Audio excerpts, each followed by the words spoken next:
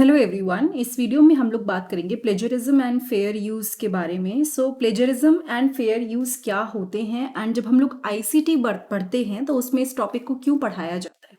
देखो, plagiarism and fair use ये दो कॉन्सेप्ट्स हैं जो कि किसी भी पर्सन की इंटेलेक्चुअल प्रॉपर्टी या फिर अगर हम बात करें कोई रिटर्न या क्रिएटिव वर्क है उससे रिलेटेड है। ठीक है, सपोज मैंने एक आर्टिकल लिखा या एक ब्लॉग लिखा है। ठीक है, अब किसी ने, ऐसा नहीं है कि सेम टॉपिक पे कोई नहीं लिख सकता, बिल्कुल there can be like 100 way of writing the same thing, but अगर किसी ने एग्जैक्टली सब कुछ कॉपी कर दिया, ठीक है, जो भी मैंने वर्ड टू वर्ड लिखा था वो बिल्कुल ही कॉपी कर दिया, तो वो आपका प्लेजरिज्म के अंदर आ जाता है।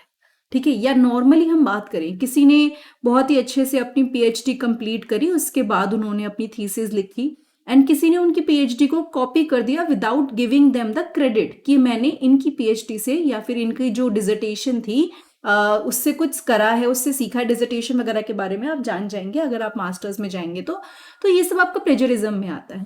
किसी का कोई सॉफ्टवेयर इनफैक्ट कॉपी कर लिया तो ये सब चीजें फेयर यूज के अंदर आ जाती हैं, मतलब कि आपने क्या सही तरह से उसको यूज किया है नहीं किया। दोनों कॉन्सेप्ट्स बहुत रिलेटेड हैं बट डिफरेंट हैं, हम लोग इस वीडियो में वही देखेंगे। Plagiarism is the act of presenting someone's else idea, word और work as your own without giving them proper credit. यानी आप किसी और के आइडिया को, उनके वर्ड्स जो उन्होंने बोले या लिखे हैं, उनके काम को आप प्रेजेंट कर रहे हो लेकिन उन लोगों को प्रॉपर क्रेडिट नहीं दे रहे हो। ठीक है, इसमें क्या होता है, आपने किसी और की इंटेलेक्चुअल प्रॉपर्टी को यूज किया बिना परमिशन के एंड प्रॉपर एट्रीब्यूशन के। जैसे आजकल यूट्यूब पे भी चलता है ना कि अगर कोई सेम पर्सन किसी की वीडियो अपलोड कर देता है सेम टू सेम कंटेंट, तो वो आपने उसको एट्रीब्यूशन भी नहीं दिया, उसको एट्रीब्यूट नहीं करा कि किसकी वीडियो है, किसकी फोटो है, आपने डायरेक्टली अपलोड कर दिया, तो ये सब आपका किस में आ जाता है, कॉपीराइट स्ट्राइक आ जाता है उस पर। ठीक है, मतलब कि आपने जो एक होता है ना कि आपने किसी से फेयर तरह से यूज किया, वो सब नहीं किया आपने यहाँ पे।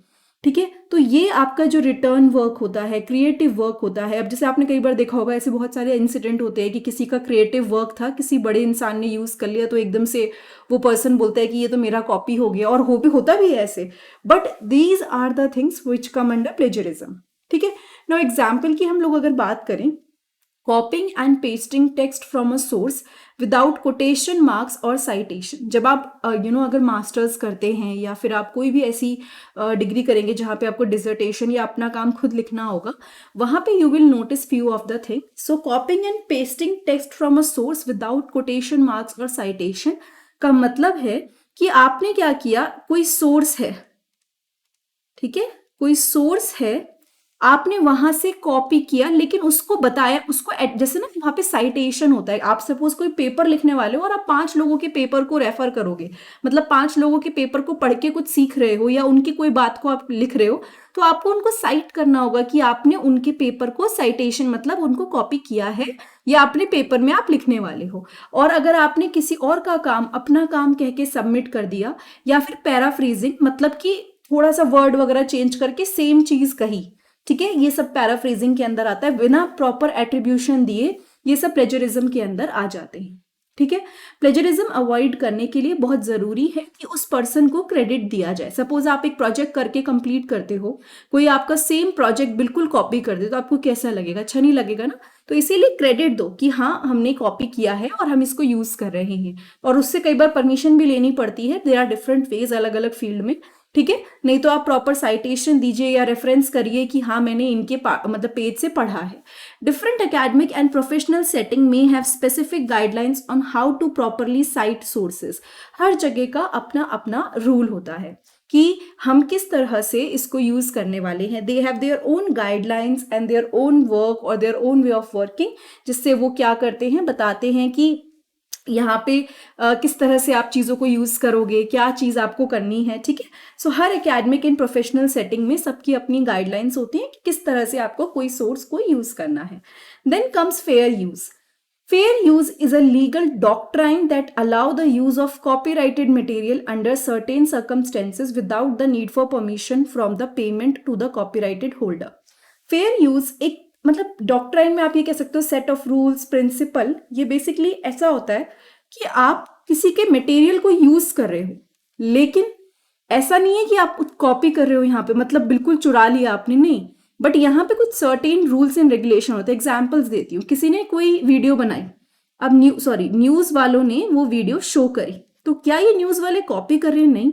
तो ये सब चीज़ें फेयर यूज़ के अंदर आती है कि they can use the video, they can use the, मतलब जिस भी पर्सन ने उसको बनाया है, लेकिन हाँ, या तो आप पेमेंट दोगे या उनकी परमिशन लोगे, तो भी आप इस चीज़ को यूज़ कर सकते हो। कई यूट्यूब पे वीडियोस बनती हैं जिसमें वो दूसरों के बारे में कुछ बोलते हैं या फिर उनकी कोई वर्क या आर्ट दिखाते हैं, तो ऐसा नहीं कि वो कॉपी कर रहे हैं, उसका यूज़ कुछ और है, मतलब यहाँ पे पर्पस कुछ और है। तो वो या तो पेमेंट देते हैं या फिर ये फेयर यूज़ के अंदर ऑलरेडी होता है कि आप उसको दोबारा से यूज़ कर सकते हो अगर इन्फॉर्मेशन के लिए आप यूज़ कर रहे हो।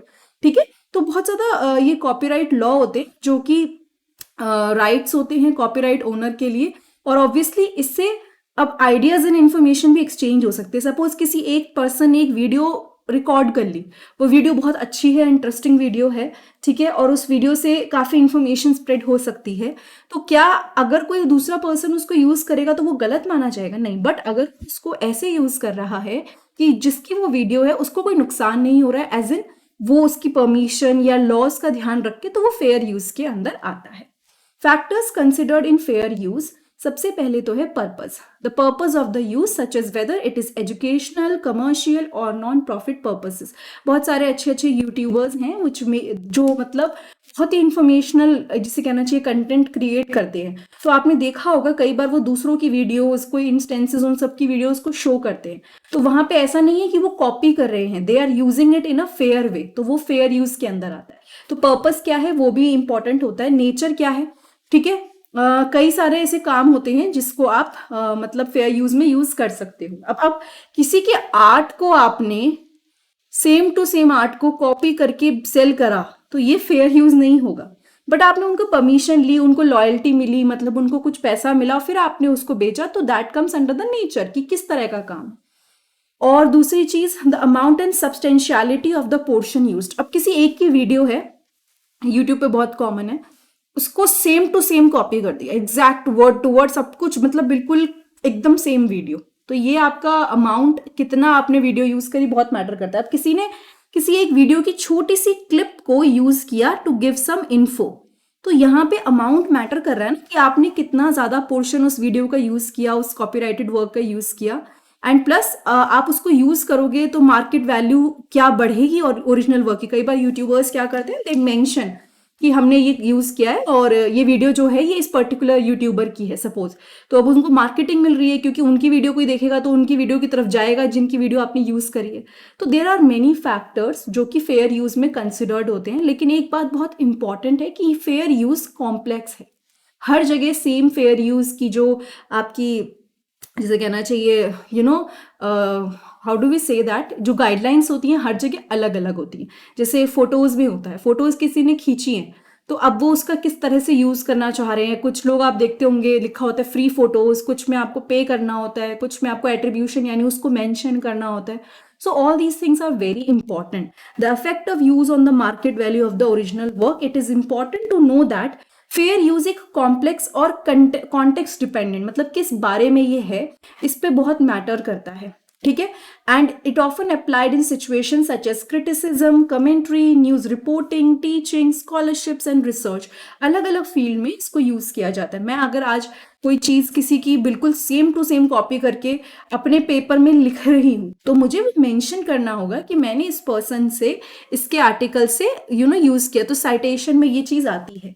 तो these are the different things which comes under the ICT and plagiarism and fair use. Now अगर ये वीडियो आपको अच्छी लगी है तो प्लीज चैनल को सब्सक्राइब कीजिएगा, वीडियो को लाइक कीजिएगा, एंड कोई डाउट है तो आप मुझसे पूछ सकते हैं कमेंट सेक्शन में। प्लेलिस्ट जरूर चेक कीजिएगा according to the universities and subject. मैंने वीडियोस बनाई है, IP यूनिवर्सिटीज का पूरी प्लेलिस्ट बनी हुई है, सेमेस्टर 1, 4 इन सब की, तो आपको वो सारी IP यूनिवर्सिटी के नाम से सर्च करनी पड़ेंगी, you will find in the playlist section. Thank you so much. Have a nice day.